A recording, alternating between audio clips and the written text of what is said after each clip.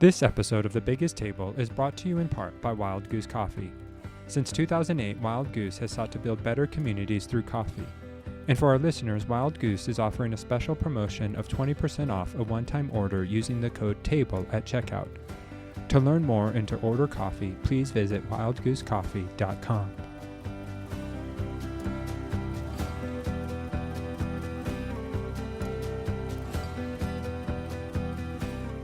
Hello, and welcome to another episode of The Biggest Table. I am your host, Andrew Camp, and in this podcast, we explore the table, food, eating, and hospitality as an arena for experiencing God's love and our love for one another. And today, I'm thrilled to be joined by Ethan Amos. Ethan is a local to Flagstaff, but is always happy to share that he is originally from the White Mountain Apache Reservation in White River, Arizona. He has over 18 years of experience working in the nonprofit, government, and corporate sectors as a subject matter expert on health-related social needs and health equity issues impacting individuals and families of lower income brackets. Now, as the president and CEO of the Flagstaff Family Food Center, Ethan is the lead strategist and ambassador advancing the organization's mission to serve those experiencing hunger. Though hunger relief has been the organization's primary focus, Ethan has introduced several anti-hunger initiatives to address food access issues in northern Arizona. Ethan has a bachelor's degree from Northern Arizona University, where he studied applied indigenous studies and sociology. He lives in Flagstaff with his wife Lucy and their 4 boys, 3 sons and 1 nephew. So thanks for joining me today, Ethan. It's great connecting with you again and always enjoy our conversations. Yeah, thank you so much, Andrew. I appreciate it. Excited to have my first podcast experience with you. I'm not much of a podcast listener, but I think this will inspire me. This has been a 3-part series on hunger, and really, as I thought about it, wanted to talk to somebody with boots on the ground. Like, we've talked with people from Jeremy from Baylor, Nancy from Bread for the World, who are doing big nationwide efforts, but, to really understand the community aspect and what food banks can and do to address food equity issues in our communities. I think it's super important. Yeah, thank you for the opportunity. And maybe I'll take this time just to say I'm in my office and I have a team of a ton of people who apparently just have a hard time understanding that I cannot be, I'm not available at this moment, is what it says outside my door. I just had someone trying to come in. So if there's any interruptions, I apologize, but I think they'll get it from here. No, they'll be great. So I just want to start here. I'm just curious, like as you think back to your childhood and growing up, like what was your relationship to food and the table and hospitality growing up? Yeah, that's a great question. I appreciate that. Andrew, can you ask that again just so I can absorb that question entirely? I feel like I missed a piece of it. So as you think back to your childhood and growing up, what was your relationship to food and the table for good and for bad? Yeah, you know what? I'll say that I had a great experience with food growing up, but not in the cookie cutter sense.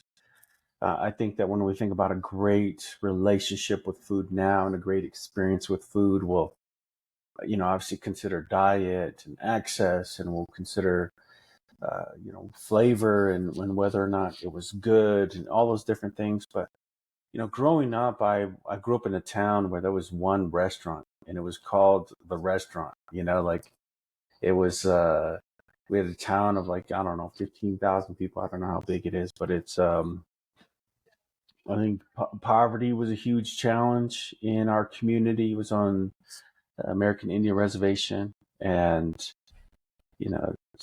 so there was some of those factors. And then additionally, when Apache people, historically, they've always been nomadic.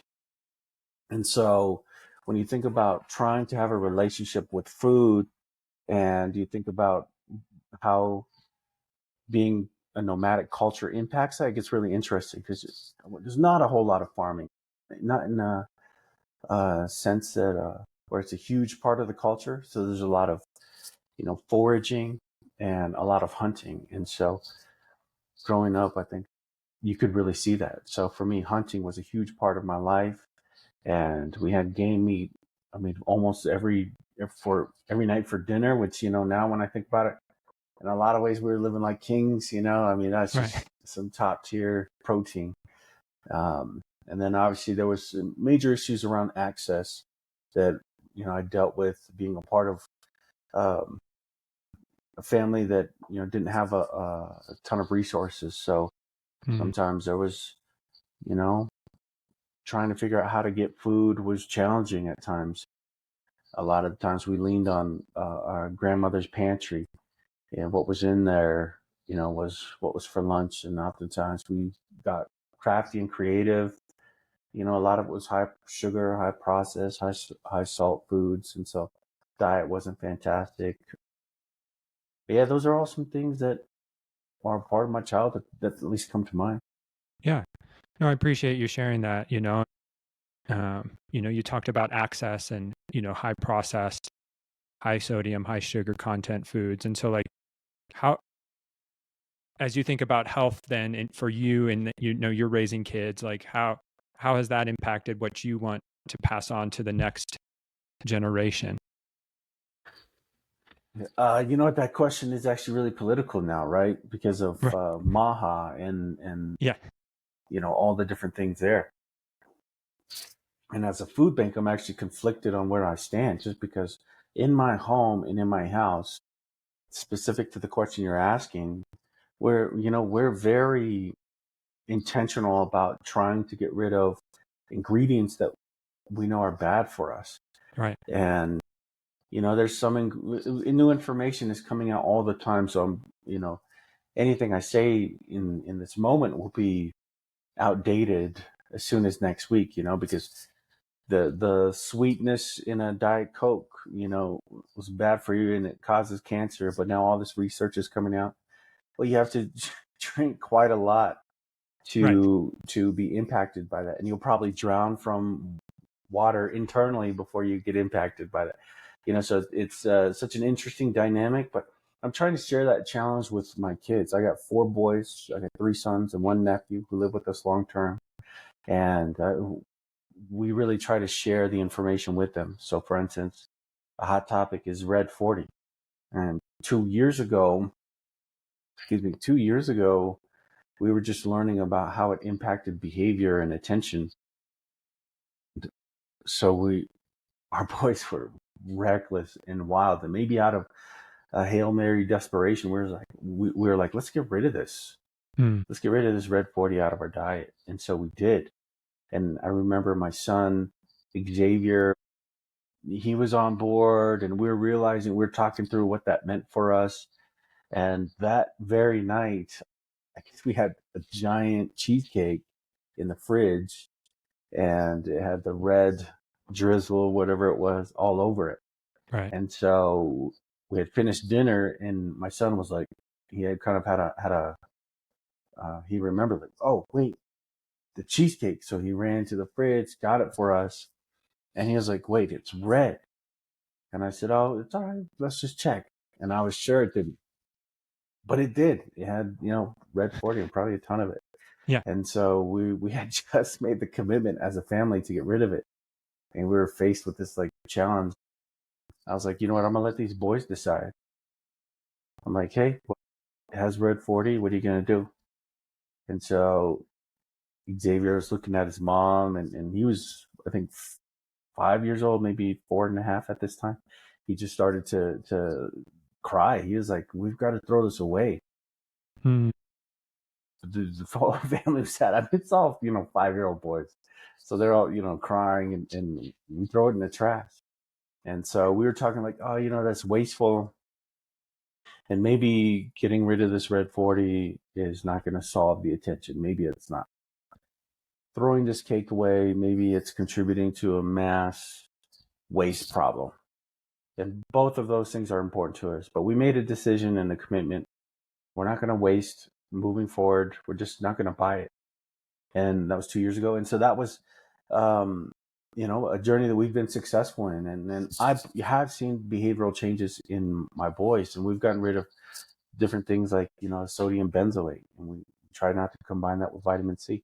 So we're just learning about what we can control and I'm talking through these things with my wife and my kids, and we're making decisions as a family.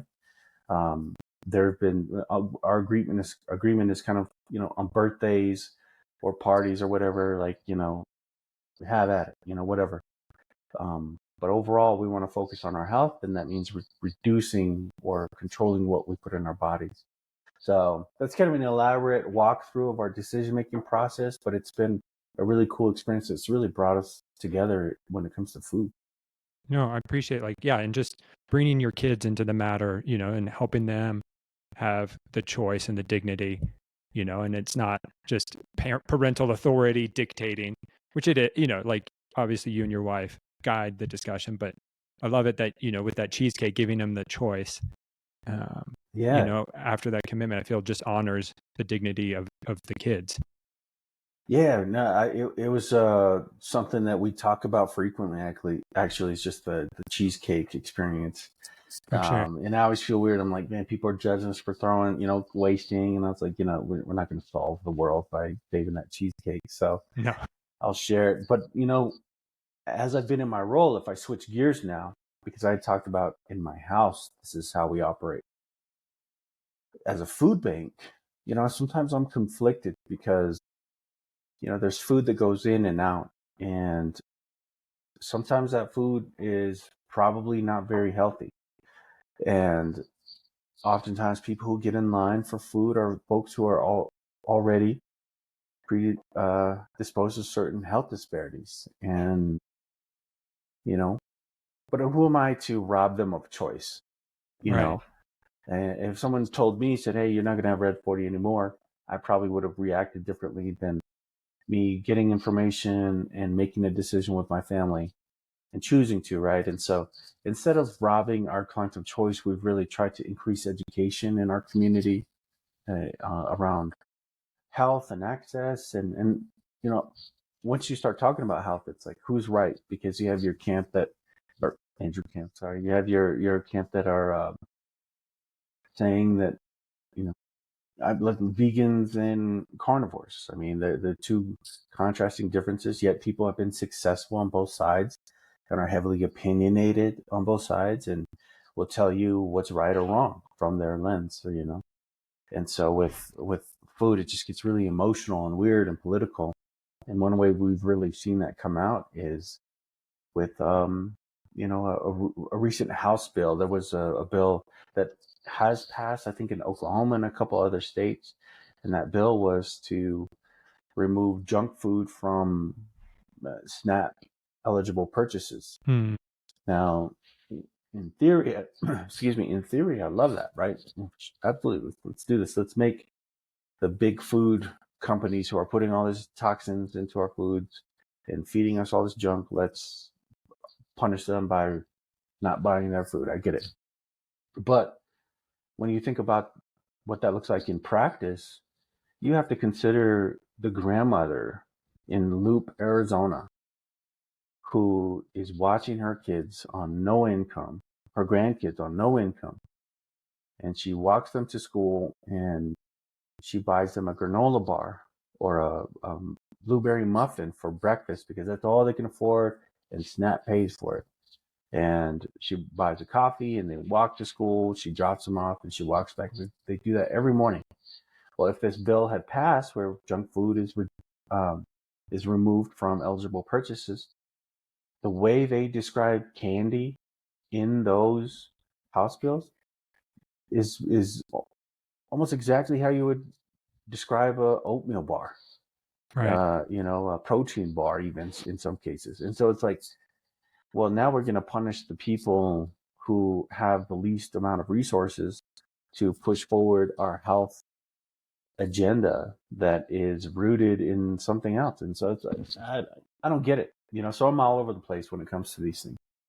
No, and I really appreciate you raising this tension that, I'm sure Flagstaff Family Food Center is not the only food bank that wrestles with these decisions. And, as we look at, SNAP, and WIC, and benefits that help low income and food insecure populations, like it's not an easy one cut answer, and so Right. just bringing up this tension, like, because then you have, you have the food available and you want to help people have dignity too, and so like you're not only dealing with the political issues, you're dealing with cultural issues and the worth and dignity of people. And so like I really appreciate you bringing up this tension. And so like as you guys wrestle through this tension, like how have you sought to just bring the dignity of people into this and not just give them a box, but maybe help them be able to choose? Because I know sometimes that's a huge wrestling point, I think, for food banks. Yeah. First off, I really appreciate the way you worded that. I think for me, it is a bigger picture and it is a bigger issue. And lots of food banks are wrestling with this, but I would say also food banks are at an interesting time where I don't know if we can do things the way we used to anymore. We used to be able to just open up the warehouse. You open up the warehouse and you come get your food and we'll see you next week. And that's it. Don't give me any feedback. Don't tell me what your experience was like. I don't want to know why you're coming here. Just get your food and go. It doesn't cut it. No. And for us here at the Flagstaff Family Food Center, we highly value the customer service piece. We have a congregate meals program, and that's a place where we serve hot food and lunches, and folks can get in line. I mean, I tell my team, I'm like, we want to run like a restaurant. Don't give me the warehouse health codes. Give me the restaurant codes. What is the restaurant downtown that's super successful? What are their standards? Let's apply that here, And my team is on board, and with that kind of energy, we've just attracted people who want to be a part of that kind of creating that kind of experience for our clients because, it's not about whether they deserve it or not, but it's about us having an opportunity to serve people. And when we have that opportunity, it doesn't make sense to do it halfway. We go 100% and an extra mile to make sure they have a great experience. And I think it just comes with, desire to be hospitable. And that's been a part of my life because my grandmother, she was extremely hospitable. My grandfather was extremely hospitable.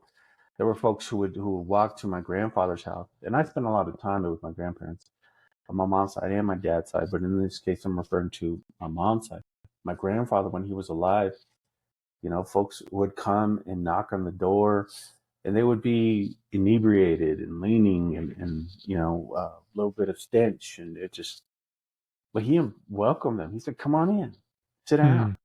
Yeah. And they would sit down, and me and my cousins would witness this. And the person would sit down. He'd go pour a pot of coffee, almost as if he was expecting them. He'd make a sandwich, ask them if they wanted mayo or not. Asking them, if they wanted cheddar cheese or Swiss cheese. Just taking his time, and then making it, serving them with a plate, and not throwing it in a plastic bag and sending them off. So I saw this over and over and over again. So it's ingrained in me to where, you know what, when it comes to hospitality, and especially when it comes to food, like we're going to do our best. And my team has been fantastic at that. I've really enjoyed seeing them. For instance, we've got Slack messages on our phone, and we're in this warehouse on this industrial road, and there's businesses all around us, and they started doing construction over here on Steve's Boulevard and over here on the other entrance. And so we were on Slack this morning, and my team said, "Hey, just FYI, the only way to get in is through that far entrance over on 4th Street, or whatever it was, way down there." And my team immediately responded saying, "Okay, let me update our clients." We refer to them as our clients, our neighbors, and we're posting on social media. "Hey, FYI, if you're headed here this week, just know you got to go through that entrance."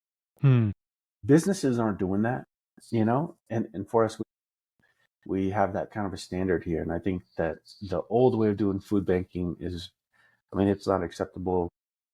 And sometimes it's a resource issue, but for us, we can do more, so we'll do more. Right. And as you've done more, it's not, you're seeing an increase in the people you're serving. So it's not, I was looking over, you guys, Flagstaff Family Food Center released a 2024 food equity report, that we'll include in the show notes because it has some great valuable information. But, in it, the report mentions you guys from 2019 to 2023, you've seen a 200% increase, in the amount of families served through the food bank, and I think it was 79% increase, at your kitchen. So you're seeing more need while also rethinking what it means to serve your clients and be hospitable. And so how are you holding these in tension? Because, it would be easy to skirt the hospitality issue just because, okay, we have more people, we just got to move stuff. And so again, you're faced with this tension of we're serving more. And so how do we actually be hospitable in the midst of serving more?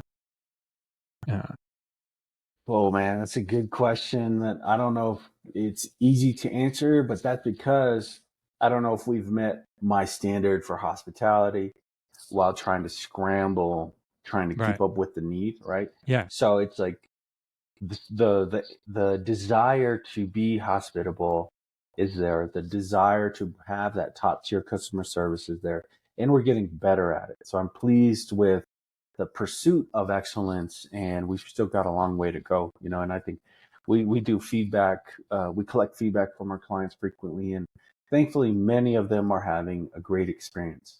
There are a few, folks out there who want to share their individual experience, and sometimes it's negative, and sometimes it's just a Murphy's Law collision of things that happens for them, and we've got to take ownership of that.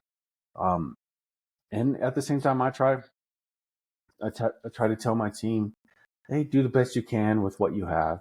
Make the best decision you can. If you make a mistake, we'll deal with it whenever we need to, and we'll move forward. And so with that kind of logic and approach to this pursuit of excellence, we've given ourselves a lot of grace. And so now exploring the capacity side. The capacity side has been most challenging because we have not had a facility that has allowed us to meet the need. And so we've had to undergo some major construction projects, but that's significant fundraising. And I feel like I'm really good at, team culture and values and standards when it comes to pursuing the excellence we're talking about. And then the construction, I feel like I understand the order of operations there, and let's get going. But when you need to fundraise, that's where the X factor is. Like, dang it. Yeah. Yep. So we've had a couple capital campaigns that weren't necessarily successful, but it gave us what we need to get the job done, to redo our parking lot, to add a loading dock, to redo the pavement and stripe lines, increase our capacity at our kitchen as well, which is a different location, and do some major renovations there to allow us to feed more people. And most recently, we're successful in fundraising to start our next project, which is an agency shopping center. And so when it comes to food, we don't like when people are just dependent on the food center, because what if something happens, right? We want that dependence scattered out, and that scattering out will create additional resources, and the resources will empower people as opposed to have them be dependent on us. Our agency shopping center should really focus on spreading out that impact, allowing agencies to come shop with us and get food for their pantries, and allowing folks to get services through them. So we're really excited about that, and we're continuing to meet the need. But as we've met the need, we're learning. We haven't met the need, but as we're getting closer to meeting the need, we're realizing again how much more there is to do. So I think now the challenge is just understanding where our capacity is, like, because you can only work effectively within your capacity, and we may be nearing that here pretty soon. No, and the need in Coconino County is large. Coconino County is the second largest land mass county in the U.S., if I'm not mistaken, only behind San Bernardino. So we're dealing with a vast population. You have indigenous populations scattered throughout that are more at risk as well. And so, if you just think of Flagstaff, it's one thing, but when you think of the larger, broader Coconino County, the need is vast and probably overwhelming at times. Right, absolutely. I appreciate you laying the context for the work that we do, because when we're so close to tribal nations, a couple of very large tribal nations, and when our neighbors who come to get food from us, 54% in our recent survey identified as American Indian. And so it's like, you know, how do we factor that in? I'm from White River. I'm light skinned, but I'm from the res. I've been there my whole life up until my in my youth, and then in my adulthood, I came up here to Flagstaff and have even still just found myself around natives more often than not. And it's just my community that I feel comfortable with, and so I feel like I have a pretty good head on my shoulders when it comes to decision making and inclusion of relatives out there who are coming to get food from us from the reservation or folks who live here. But at the same time, the needs change over time. And my personal lived experience from 2002 is probably quite different from 2025. And so the question is, how do I challenge myself to grow and learn, but also empower my team to get knowledge and skills so that they can be effective when serving folks out there? So, I feel like we're doing pretty good with that. We had a consultation on a number of occasions with Jonathan Nez, who is the past Navajo Nation president, and he has been extremely helpful for us. It's been an honor to get to know him, and he's someone who really values the human relationship with food as well, and so he gives us a very empowering and unique perspective. And I've shared that experience and insights with my team. And his wife, Ophelia, is continue to support us. They're both in Flagstaff and want to give back and are helping in this way. So, yeah, it's definitely different for sure. Can you give us, like, for our listeners, many of us not familiar with, the reservation culture, indigenous populations, the struggles, we probably hear more negative than positive, but like at times, but can you give us all just a small glimpse of the struggle, especially when it relates to food insecurity? Like what are the struggles, the barriers that indigenous populations living on reservations face when it comes to food? Because I feel like that's a unique aspect for Flagstaff and Coconino County. Yeah. So I think for those listening that do not know already, each reservation is different, right? And each tribe is different. And, relatives in Alaska, you call them Alaska Natives. And then down here, indigenous communities like to be referred to by their tribal name in many cases, or just their name. So like the Navajo Nation, they refer to themselves as Dene, and that is a name that comes from them, for them, and by them. So it's really cool. So I think what I'm trying to paint the picture for here is the individual nature of each of the communities that we serve. And even though poverty has some common denominators, and poverty kind of uses the same tools, it does look very different in terms of the tribe that you're nearest by. So for those of you listening, it's good to know that as you begin to serve your communities. Specifically to our region here, I would say one of the major issues revolves around access, specifically around proximity. Our Navajo Nation oftentimes has a very spread out community where it's just people live so far from each other. They live so far from gas stations and restaurants, especially grocery stores. Sometimes you know, when I run out of an ingredient when I'm cooking, I can just run 2 fries down the road and I'm right there, run right back. I don't even have to turn off the stove. I'm kidding. I turn off the stove. You or my wife takes over or whatever. But when you eliminate all those conveniences and you find yourself in a rural community, and obviously this is not specific to tribes, but there's those challenges around proximity.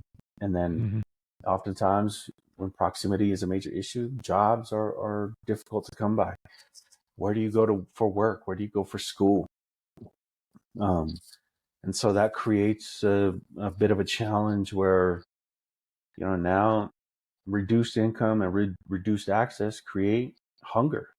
And, people are resilient. They come up with different solutions and systems. For instance, many of the folks who come and get food from us are coming from the res. And so they'll come, and it's not like they're driving 2 hours to the food bank and then turning around, but they're making their trip to town once or twice a month, and they're stopping at the food bank. And when they get here, on a few different occasions, I've seen people park out towards the front of the road, and they'll get out and they're looking through their groceries. And they're taking notes because they're going to go to the grocery store, create a menu for the week based off what they have, starting with the groceries from the food bank, right? So if we have a ton of lentils, if we have a ton of chicken, if we have a ton of something, they create their menus based off that to offset their costs. So traveling back and forth is quite a challenge, and that's assuming you have a vehicle. It's assuming you have gas to pay for the vehicle. It's just making all these different assumptions, and so that's what hunger looks like. No, I appreciate that. And again, hunger is not just, access to food. It's the proximity, it's transportation, it's jobs, it's healthcare, and even for Flagstaff, I think it's housing. Housing plays a huge role. I think, you guys have mentioned in the role of food security for your clients. Yeah, for our clients, basically the question is, would you rather pay rent, or you have to pay rent, you have to pay utilities, and you have to pay for medical bills, and you can only pay for two of them. Which one are you going to pay for? Well, you're not going to pay for food because that wasn't an option. People just sacrifice food all the time. Right. Yeah. And it's like they're trying to keep up with these other bills, and food is the first thing to go. And so it's like you can't negotiate with your landlord in most cases. You can't negotiate with utility companies. You can actually make sure you be resourceful, right? Make sure you call and see if they can give you a better deal or whatever. But most times they're not going to do it. Groceries, instead of buying something, that's high protein, lean, fresh, green, you can buy something that's 50 cents, and that's usually ramen or something unhealthy and highly processed. So people make those sacrifices.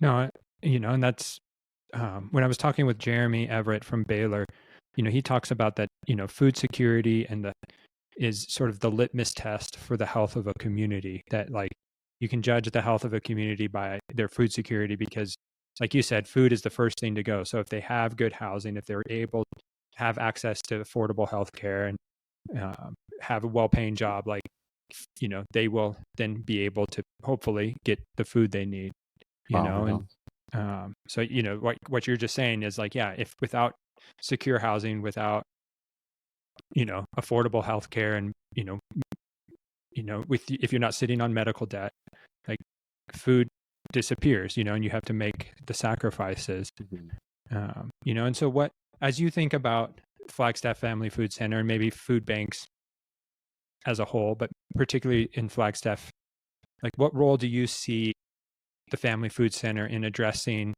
the systemic issues of hunger? So at the Flagstaff Family Food Center, I think we're a bigger food bank than most food banks, and we're not giant. There's a lot of giant food banks out there that we're not, but on the grand scheme of all food banks in the country, we're probably larger than 75% of them. So we have a few more resources. We have a team of almost 40 people. We have volunteers, about 90 to 100 each day, to serve probably 2,000 plus people a day, depending on how you break down that food box. What I mean by that is, does the food box serve one person, a family of four, and how do you count that, right? So that's where I get that 2,000, 2,300 person per day number. all that to say, we have a bit more resources than I think a smaller food bank would. And I just want to say I recognize that challenge.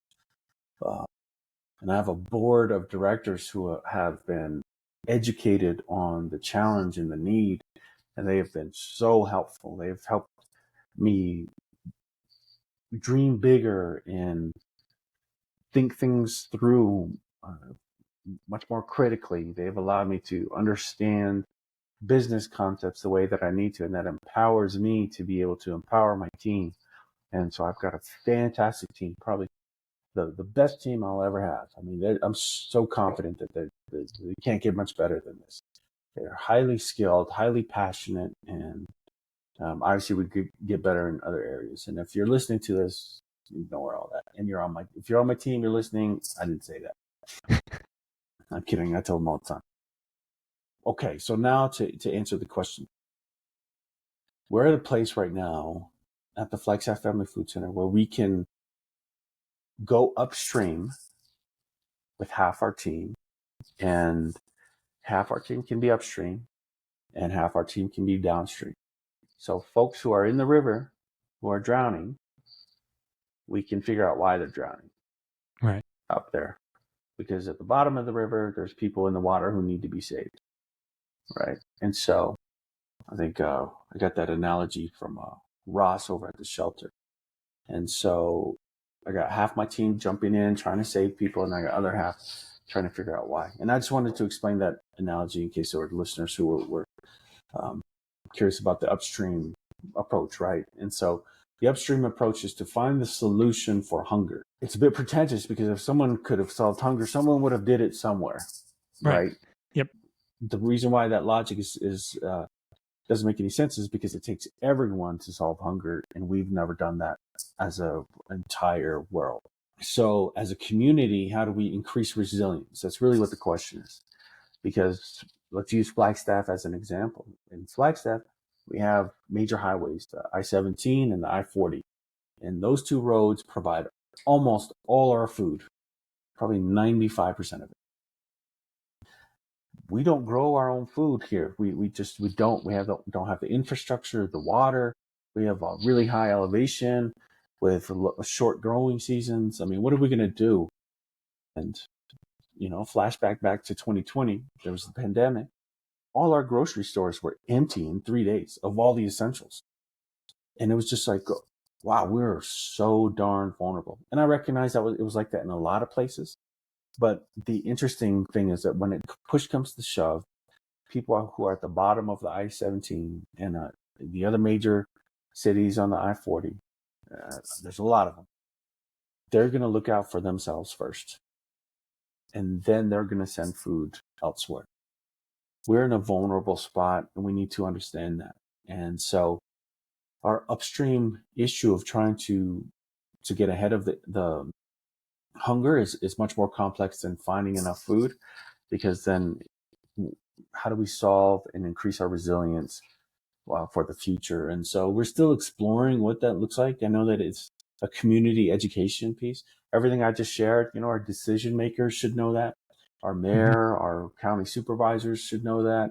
And so we've been very active in creating educational platforms and opportunities for these decision makers to learn about the vulnerabilities of our food system in northern Arizona.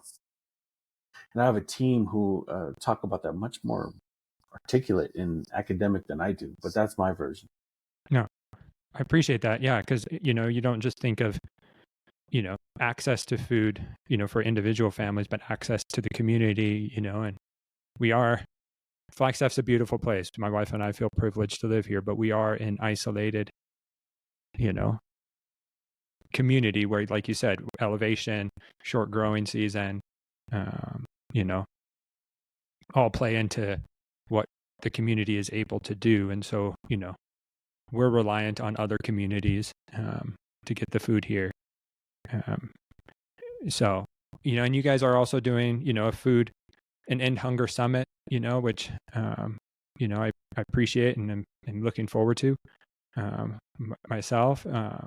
But yeah, so like, how does because Flagstaff Family Food Center won't be able to solve hunger by themselves. And so, like, as you think about it, this is probably a silly question. Who needs to be involved as we think about ending hunger? Yeah, I'll call it a silly question because I don't have the answer. No, right. That puts the pressure on you and not me. But you're right. It's like who should be involved, and when I think about it, it's I can't think of anyone who shouldn't be involved. I just to make this work, everyone from the mayor, which thankfully in Flagstaff right now we have a fantastic mayor who understands hunger and advocates for us, and a council, and a great support system around us. But everyone from, gosh, the business owner who sells cars, why should he or she be involved? It's got nothing to do with that person. Well, Babbitt Ford owner Alan Chan is on my board of directors. He's a past CPA. He's an excellent business person. He is such a great help to me. He gives me ideas. He helps me think things through. He helps me look at my financials, and I can ask him the silly questions, and he explains them to me so that way I can run the business properly. There's folks out there who can contribute to the cause or empower people who can be contributing to the cause in an effective way. And it's got to be that multi-layered system where maybe you don't have time to go to the food bank and volunteer. Maybe you can't work there. Maybe you can't go and donate, $1,000 every month. And that's what we've reduced it to. If you can't do that, then you're not helping. But no, there's so many deep layers of things that are happening. I mean, Andrew, I would probably not agree to do this, and I've declined a few of these kinds of opportunities just because I didn't buy into what the person was doing. But after knowing you for a couple of years and just seeing your passion for wanting to share the information and the narrative, and your experience with food in the past is very important to you, and you want other people to have a great experience with food. All those things made me say yes to this, and this shares information with people who are listening, and they're going to go back and want to make a difference. And so for me, at a minimum, the involvement could be the person saying, you know what, I'm going to learn more today about what I can do. Or, you know what, I have surplus on my garden this year. I'm going to donate that. And it's not just a gesture. It means so much to people. So, and maybe the last piece I'll say about that is, last weekend I was working, I had worked 16 or 17 days in a row. I mean, just nonstop. And I did it to myself, and I do it it happens frequently, but I'm trying to figure out how to manage all that. Also, I enjoy it, so no pity party for me. I was at the kitchen because our chef needed a day off, and there was no coverage, so I was in there, helping cook and chop veggies or whatever. And there was this guy who I recognized. He was chopping veggies next to me, and we were talking, and I was like, I know this guy from, where do I know him from? Where do I know him from? And it was just one of those conversations where I couldn't quite get an opportunity to politely ask because I feel like we knew each other. And once another person came in later, I asked, I said, hey, can you remind me who this person is? And she said, oh, that's blank blank. He's one of our clients. And I said, oh, wow. Yeah, of course. I know that. I couldn't recall because it was a different setting, right? And so I talked to my culinary manager when he showed up. And I said, oh, how'd that happen? And my senior culinary manager showed up. No one was in the building. He needed help. And there was 2 clients that were outside. And he said, hey, guys, I am not going to be able to make a dinner for anyone tonight. Unless I get help, would you be willing to help me? And they said, yeah.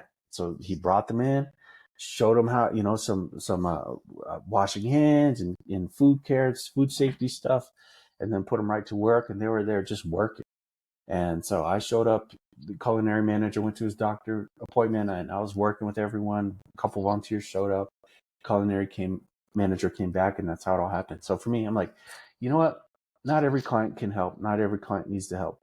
But if they can help, just about anyone. No, for sure. And I appreciate that. It's, yeah, so cool that, just people willing to step up and fill a need. Yeah.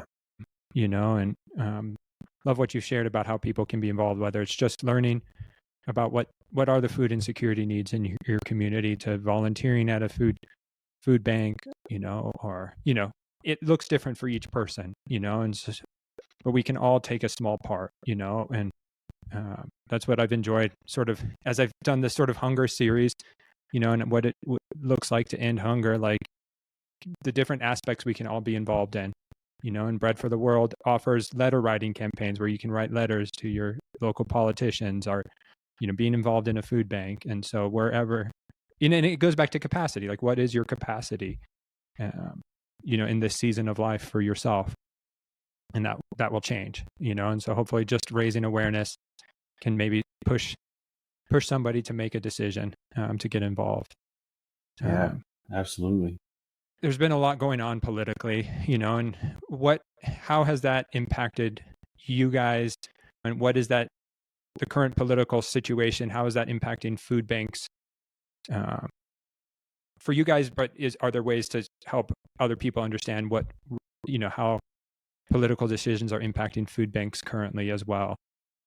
Yes, with SNAP being reduced, we are going to have a significant impact. I mean, SNAP was an anti-hunger strategy. SNAP helped people be stable and work and provide, and oftentimes sometimes SNAP offset the grocery bill so they could pay for childcare so they could go to work, And so now it's just going to turn into a major mess. Sometimes these work requirements are going to be disadvantageous to people who are just trying to stay alive. So who knows? I try not to get riled up because there's a whole lot of unknown at this point, and I hate to speculate because speculation will turn into fear mongering. But as a food bank, I'll tell you this: what we were doing before was not working. What we were doing before was not enough. So I'm all for change. I'm all for reset buttons. However, there is a right way to do things and a wrong way.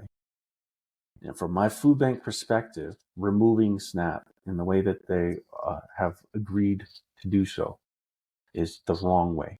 And there will be people who will be highly impacted from this.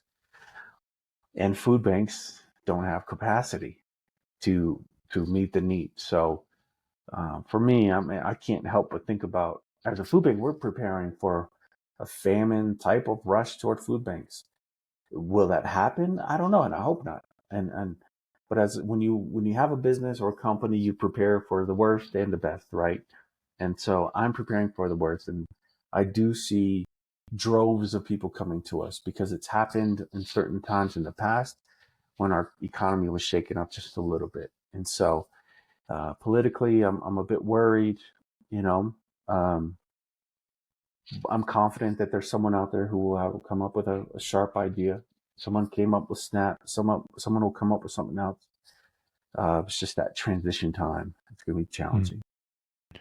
I appreciate that. And just the capacity of you guys to start planning and thinking through, okay, hopefully it doesn't come to this, but let's not be caught, right, yeah, unprepared.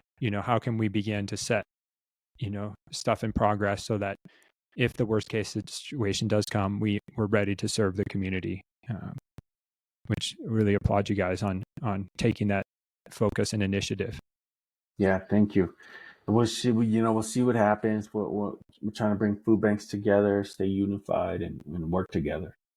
Mm-hmm. And so as we begin to close, like, as you think, again, people listen to podcasts from all over, right? So like, some people are in Flagstaff, some people are in Brazil, or, all over the US. So like, what would you want to say to a global audience as a CEO of a food bank? What would you want to say to the listeners? Yeah, maybe I'll, in this instance, one of my driving inspirations is Jesus. I mean, just the way he used food to interact with people. The food was a bridge for him to say what he needed to say and for him to do what he needed to do. And sometimes what he needed to do was just love people. And in many cases, he just did that through food and water. Food and water were a huge part of his ministry. So I don't think you can be effective at ministry without considering those who don't have food. Hmm. And I don't know what that looks like for the listener. And if your ministry is like my grandfather's, handing out sandwiches, to me, that's where the fulfillment comes from in ministry. And we can't lose sight of that. We can't No. forget that, and I think it's the heart behind the volunteer. It's the heart behind the donor, the heart behind a good community member. And to me, that's what Jesus, I would say, serving the poor and feeding his children is an absolutely high priority for him, and so, yeah, that's my encouragement, as a food bank CEO.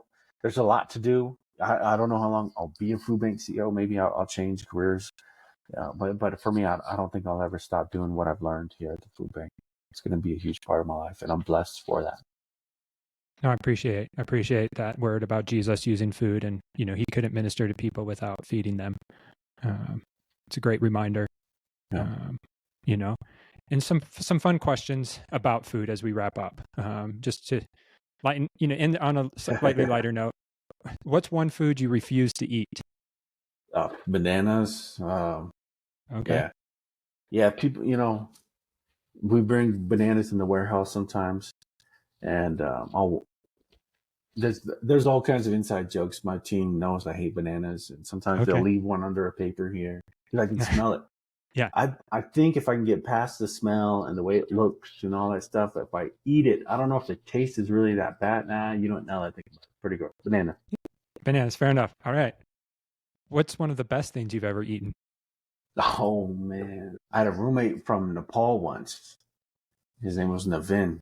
Super swell guy. He would make this kind of Nepalese curry almost, several times a week, and I just have, I he made it so frequent that I would just start to watch him. I'm like, hey, Navin, you need a hand? And I'll just try to learn. And so I feel like I got it close to me. People will come over and eat, and they always say like, "Oh, this is so different." I'm like, "Oh, well, it's not regular curry that you're used to. Probably it's kind of a Nepalese kick to it." And so, but that right there, that's just something I think about. Navin, if you're out there, I hope you're doing well, man. That's cool. And finally, there's a conversation among chefs about last meals, as in if you knew you only had one more meal left to enjoy, what would it be? So if Ethan had one last meal to enjoy, what might be on your table? I mean, if my last meal is soon, give me that, ham and cheese sandwich with some blueberries. That's it, because that's what my kids will put together. Okay. I love it. Yeah. So I think, that's what they can make their most proud of, and they try to do this Gordon Ramsay critique of it, and they ask me to critique it, and it's a fun time we have. So if I'm going out soon, give me that one. If I'm going out, later on, give me some kind of, elk chili or, some kind of game meat that I can, that's what I'm going out on. For sure. No, I love it. Well, Ethan, really appreciated this conversation. I appreciate your heart, your wisdom, your tenderness with which you approach life. We'll obviously include Flagstaff Family Food Center, website in there. Anything else, where people, any last words for our listeners? Yeah, you know what? I'm always available. I love to talk food, and I guess I'm quite busy. So my email is ethan@hotfood.org. If you want to reach out and chat, I'm always open to it.